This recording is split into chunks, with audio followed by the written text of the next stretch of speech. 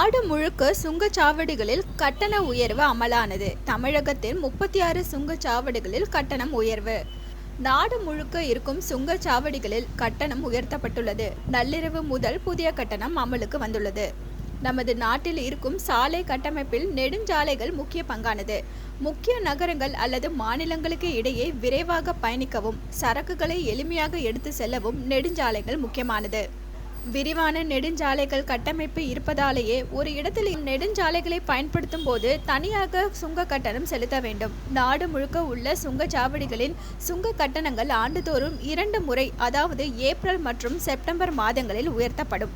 அதேபோல இந்த ஆண்டும் கடந்த ஏப்ரல் 1ஆம் தேதி சுங்கச்சாவடிகளில் கட்டணம் உயர்த்தப்படுவதாக அறிவிக்கப்பட்டு இருந்தது.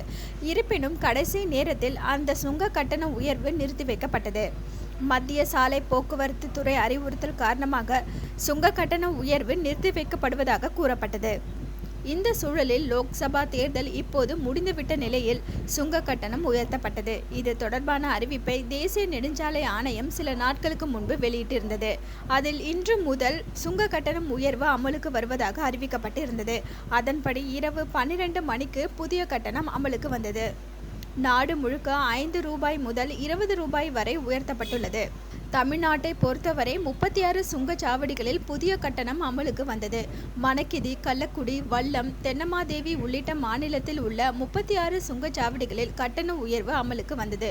ஒரு முறை பயணிக்கும் மற்றும் ஒரே நாளில் திரும்பி வருவதற்கான கட்டணம் 5 ரூபாய் முதல் 20 ரூபாய் வரை உயர்த்தப்பட்டுள்ளது. அதேபோல மாதாந்திர பாஸ் கட்டணமும் 100 ரூபாய் முதல் 400 ரூபாய் வரை உயர்த்தப்பட்டுள்ளது. ஹலோ சிட்டி டிவியை லைக் பண்ணுங்க, ஷேர் பண்ணுங்க, மறக்காம சப்ஸ்கிரைப் பண்ணுங்க.